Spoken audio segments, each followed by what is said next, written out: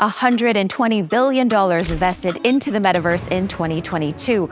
But Facebook, or Meta Platforms, lost almost $14 billion on its metaverse bet. Is it Ready Player One or game over for the metaverse?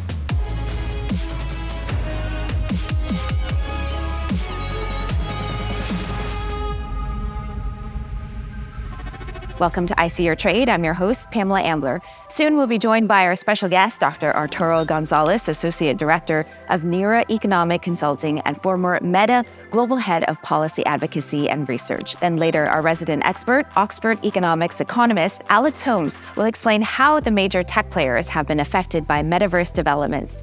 First, though, a journey to the metaverse. The term metaverse comes from the science fiction novel Snow Crash, where a human's avatar interacts with other avatars in three-dimensional virtual space. More recently, the metaverse has become a catch-all term for augmented and virtual reality, or AR and VR. And sometimes Web 3.0 is brought into the mix. The likes of Meta, Microsoft, and Google are all making a play for a future in a virtual world. So where is the opportunity? I See Your Trade is brought to you by IC Markets, a leading high-performance trading provider. Trade out to IC Markets. Now, let's dive straight into the data. And Arturo, you were on the inside at Facebook, now Meta. Why was Mark Zuckerberg so convinced about the potential for the metaverse?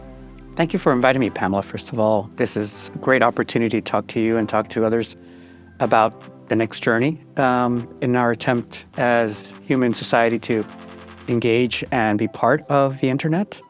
I think you ask a really tough question because obviously it wasn't just one individual, one person. You've recognized that there are many players who are trying to understand how we can take the next leap. And so I think the question is really not about any one individual or any one decision, but really more about innovation. And so the analysis that we undertook was to try to understand how innovation, like the metaverse, is both exciting, but also challenging for it to be successful. And what's interesting about this chart is the size of the potential market in the Asia-Pacific region. Why is APAC so big?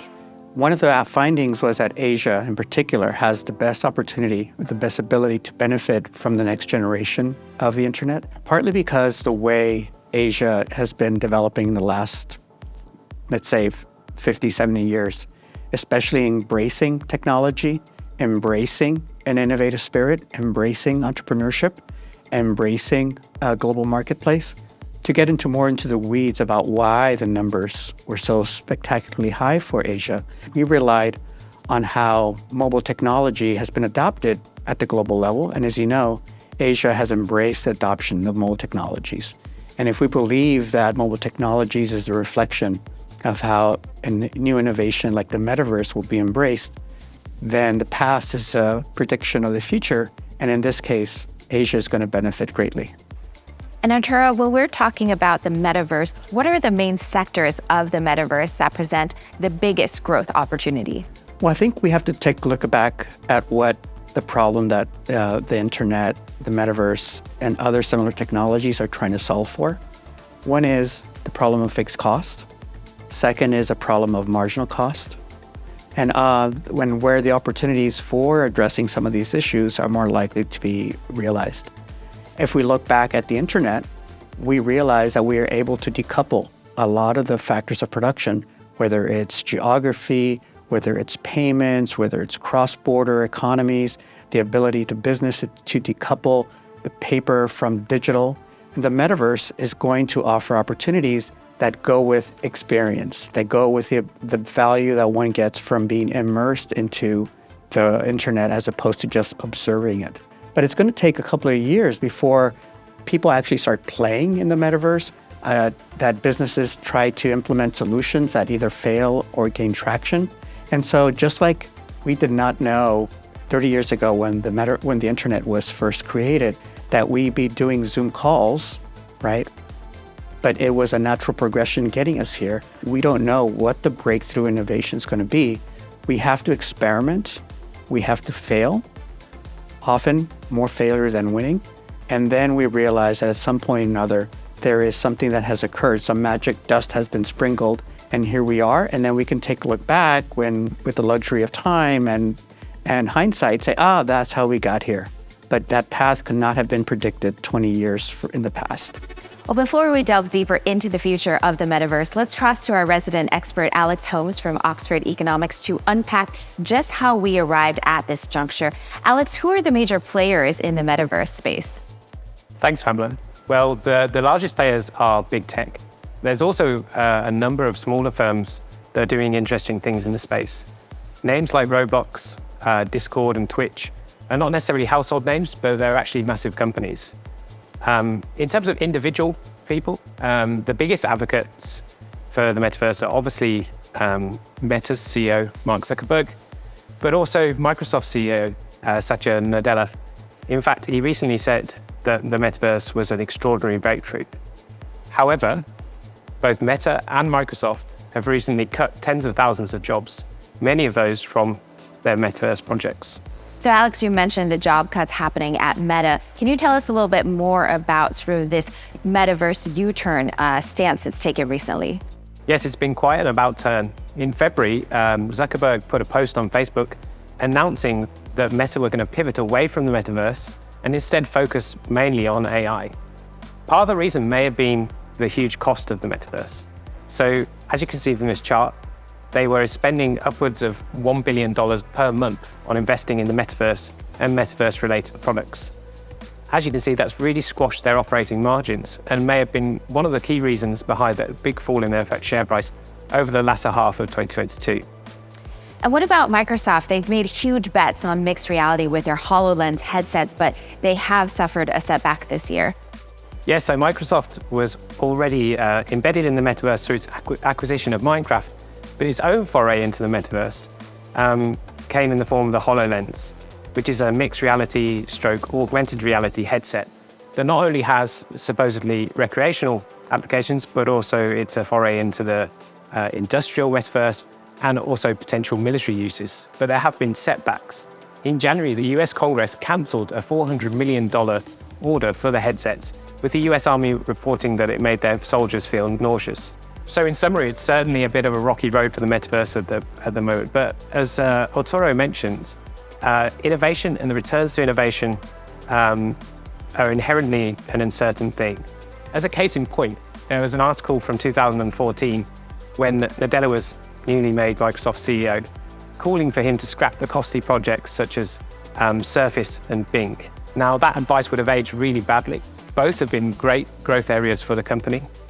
Most recently with Bing threatening to disrupt the search market through its integration of AI. So if there's a lesson from history from all this, it's be careful what you cut. Thank you, Alex, for those examples on Microsoft and on Meta. Now, Arturo, looking into your crystal ball, some of this panic about the metaverse could actually kill off what could be a massive global opportunity for growth. What is this chart telling us? Well, I think the actual reality is that when you have the secular economy growing, obviously it's positive, but the opportunity is always there to increase what we think is going to be growth. And this is what innovation is all about. Innovation is about taking the risk to lose a little bit to gain something a lot later on. The risk taking is what actually defines economic growth in the long term. So I'm actually very, very excited by the fact that there is risk taking, there is R&D spend by not just one company or two companies or in one location in the globe, but all over the globe. And let's go to the next chart now. And you are forecasting that the metaverse could contribute almost 3% to global GDP a decade after adoption. How do you arrive at that figure? Well, the short answer is a lot of math and a lot of statistics. So we used a method called econometrics. Some of you in the audience might know what that means, other less so. The details are in one of the reports that was produced. And the way that answer was developed was to take existing data about an existing technology that is a good analog for us to consider, mobile technology in this case. Take data on technology like mobile, take data about adoption of mobile, look at the impact that mobile technology has had historically, then project that forward into the future, make assumptions about how mobile has been adopted that would be reflected with the metaverse, and then derive that for each year in the next 10 years, and then look at the end of that journey and say, in the 10th year, after the metaverse adoption begins, which is, in this case, 2022, what does the GDP in the 10th year look like with and without the metaverse? We were able to derive that the metaverse accounts for 3% of global GDP in the 10th year after adoption. Lots of math indeed. And what's really interesting here is the rise of the metaverse as a driver of growth in the Middle East, North Africa, and Turkey. Why do you think this is going to happen?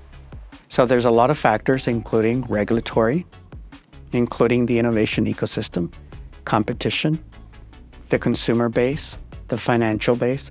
All of those different things have to come together. And when put in the right environment, then the benefit's going to occur.